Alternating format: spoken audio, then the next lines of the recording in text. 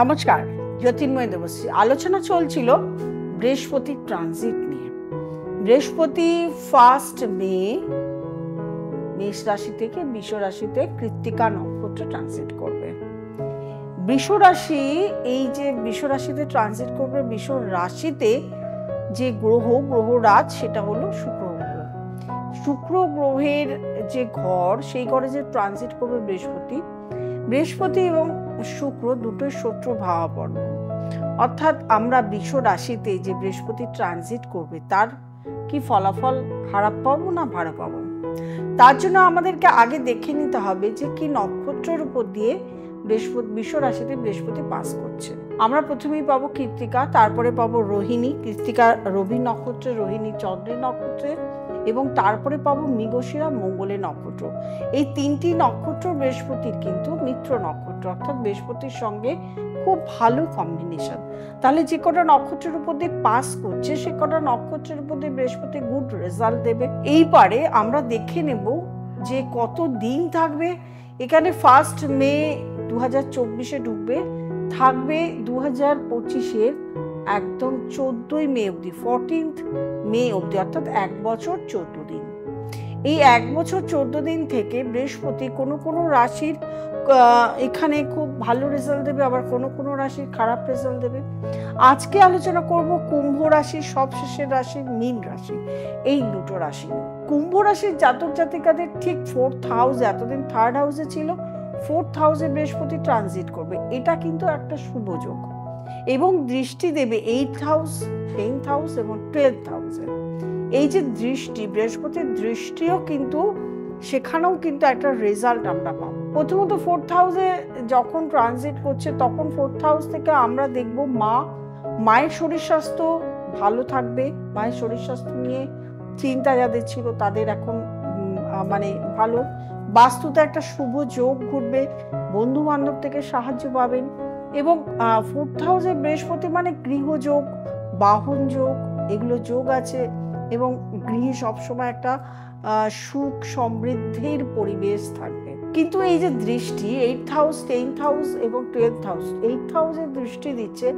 8th হাউসের দৃষ্টির ফলে যারা অনেক দিন ধরে কোনো একটা কাজ করছিলেন, সেই কাজ আটকে ছিল, বা অনেকের টাকা আটকে ছিল, লোন হচ্ছিল, কিছুতেই লোন শোধ করতে পারছিলেন না, তাদের কিন্তু এই সময়। অনেকেরই দাম্পত্য জীবনে সমস্যা চলছিল, অনেকেরই দেখা যাচ্ছিল যে কাজ বা শরীর স্বাস্থ্য অনেকেরই খারাপ ছিল, তাদের কিন্তু যাদের প্রতিনিয়ত খারাপ হচ্ছিল তাদের এই সময়টা ভালো হওয়ার সম্ভাবনা রয়েছে। এবং 10th হাউসের দৃষ্টি মানে অর্থনৈতিক দিক থেকে সুখ সমৃদ্ধি বাড়াবে, অর্থনৈতিক দিক স্টেবল করবে, আয় বাড়বে, সোর্স অফ ইনকাম বাড়বে এবং আয়ের রাস্তাগুলো খুলে যাবে। কিন্তু 12th হাউসে যখন দৃষ্টি দিচ্ছে, 12th হাউসের দৃষ্টির ফলে খরচা কিন্তু বাড়বে, অর্থাৎ যেমন আয় তেমন খরচা। তবে সবসময় বলবো, যদি আপনারা আগের থেকে জানেন যে আপনার আয়ের জায়গাটা সমতা বজায় থাকবে না, খরচা হয়ে যাবে, তাহলে সেই জায়গাটাতে আপনারা সাবধান হয়ে যাবেন। সাবধান হলে আপনাদের আর প্রবলেম কিছু ক্রিয়েট করবে না। এমনিতেই কুম্ভ রাশির একটা 7.5 পিরিয়ড চলছে, কিন্তু 7.5 পিরিয়ড মানে একদমই খারাপ একটা চলছে সময়, এবং 7.5 পিরিয়ড চলাকালীনও বৃহস্পতি কিন্তু কিছু জায়গায় গিয়ে একটা শুভ ফল কুম্ভ রাশিকে দিচ্ছে। এবার আপনার পার্সোনাল চার্টে কুম্ভ রাশি, আপনার তো এমনি 7.5 চলছে, কিন্তু আপনার দশা অন্তর্দশা কি চলছে সেটাও কিন্তু একটু দেখবার। সেই জন্য আপনার পার্সোনাল চার্ট ভালো একজন অ্যাস্ট্রোলজারকে নিয়ে দেখিয়ে দেবেন। যতগুলো ট্রানজিট ঘটে ততগুলো ট্রানজিটেই মানে প্রত্যেকটা জাতক জাতিকারই দরকার একজন ভালো অ্যাস্ট্রোলজারের সঙ্গে যোগাযোগ করা।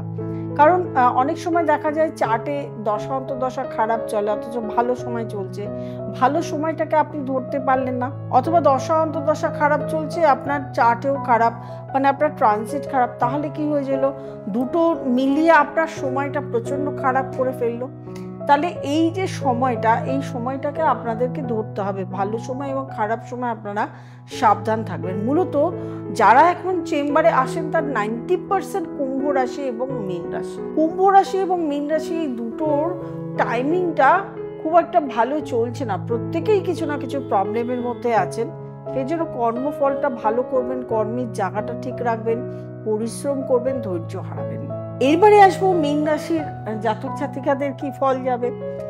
প্রথমেই দেখবো আমরা মীন রাশির 3rd হাউসে যাবে বৃহস্পতি, এতদিন 2nd হাউসে ছিল, 3rd হাউসে যাবে। আগে বলে রাখি মীন রাশির জাতক জাতিকাদের কিন্তু 7.5 তো চলছেই, লগ্নে এখন রাহু বসে আছে। সেই ক্ষেত্রে কিন্তু আমি সেই ট্রানজিট নিয়ে কিন্তু আমি আজকে আপনাদের সামনে প্রেজেন্টেশন করছি যে কিভাবে ট্রানজিটটা মানে কি যাবে। এখানে আপনি দেখবেন মীন রাশির সমসপ্তমে, নবমে এবং একাদশ ঘরে বৃহস্পতির দৃষ্টি থাকবে এবং বৃহস্পতির 3য় ঘরে যাবে। 7.5 চললেও, রাহু চললেও বৃহস্পতির এই যে সমসপ্তমে দৃষ্টি, কেতুর উপর যে দৃষ্টি, দাম্পত্য জীবনে আপনাদের প্রবলেম চলছিল সেটা মিটবে। কেতু থাকার জন্য প্রবলেম চলছিল, এবার বৃহস্পতির দৃষ্টির ফলে একটা প্রবলেম মিটতে চলেছে। এবং দেখা গেছে অনেকেরই চাকরির জায়গা বা ব্যবসার জায়গাতেও অনেক ধরনের প্রবলেম ক্রিয়েট হয়েছে, বৃহস্পতির দৃষ্টির ফলে এখন প্রবলেমগুলো মিটবে।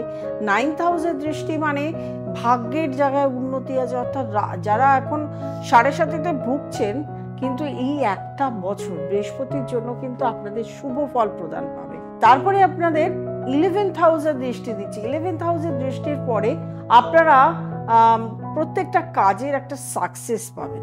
মোটের উপর মীন রাশির 7.5 চললেও একটা ভালো সময় আপনাদের আসতে চলেছে এই মে মাস থেকে। এপ্রিল মাসে শেষ হবে 30 তারিখ, মে মাস থেকে। এবারে আমি প্রত্যেকটা রাশির ক্ষেত্রেই বলেছি যে প্রত্যেকটা ট্রানজিটই একটা গুরুত্বপূর্ণ প্রত্যেকটা জাতক জাতিকার ক্ষেত্রে। সুতরাং প্রত্যেকটা ট্রানজিটেই আপনাদেরকে একজন জ্যোতিষের সঙ্গে পরামর্শ নেওয়া প্রয়োজন ভালো থাকার জন্য, কারণ আপনার পার্সোনাল চার্টের সঙ্গে ট্রানজিটগুলো মিলিয়েই কিন্তু ফলাফল ঘটে। ভালো বলছি অথচ খারাপ হচ্ছে, তার মানে আপনার দশা অন্তর্দশা খারাপ যাচ্ছে। খারাপ বলছি অথচ ভালো যাচ্ছে, সেখানেও দেখতে হবে আপনার দশা অন্তর্দশা কি চলছে। এই জন্য বলি পার্সোনাল চার্টগুলো আপনারা মিলিয়ে নেবেন।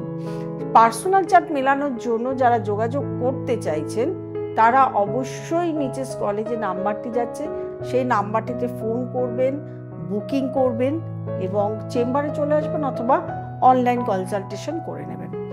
আর যারা আমার প্রোগ্রাম নতুন দেখছেন তাদের ক্ষেত্রে বলবো অবশ্যই সাবস্ক্রাইব করবেন, লাইক করবেন, কমেন্ট করবেন, শেয়ার করবেন এবং নোটিফিকেশন অল বেলটি প্রেস করতে ভুলবেন না।